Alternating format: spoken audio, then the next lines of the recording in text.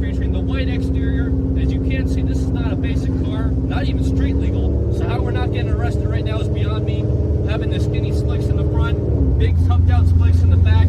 What's so cool is you even still have a regular gas tank on this car. And other than that, you got the really cool Ford logos on the side.